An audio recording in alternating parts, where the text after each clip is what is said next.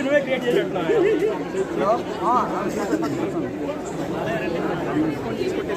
Friends ఒక్క 1 minute skip చేయకుండా చూడండి, ఖచ్చితంగా ఒక 1 మినిట్ స్కిప్ చేయకుండా చూడండి. తేజ అన్న ఎలిమినేషన్ ఎలా అనిపించిందో ఖచ్చితంగా కామెంట్లో తెలియజేయండి. ఫేర్ అనిపించిందా అన్ఫేర్ అనిపించిందో ఖచ్చితంగా కామెంట్లో తెలియజేసేయండి. అండ్ మనకు బిగ్ బాస్ ఫైనల్ స్టేజ్కి వచ్చింది కాబట్టి మీరు అందరూ ఫైనల్ విన్నర్ ఎవరు అనుకుంటున్నారో కూడా ఖచ్చితంగా కామెంట్లో తెలియజేసేయండి.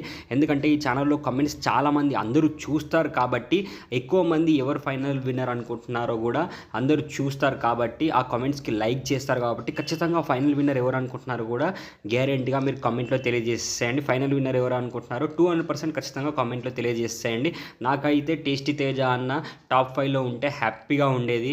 మీకు ఎలా అనిపించేదో, మీకు ఎలా అనిపిస్తుందో టేస్టీ తేజ అన్న ఎలిమినేషన్ మీరు ఖచ్చితంగా కామెంట్లో తెలియజేసేయండి. సబ్స్క్రైబ్ చేయండి. Thank you for watching this.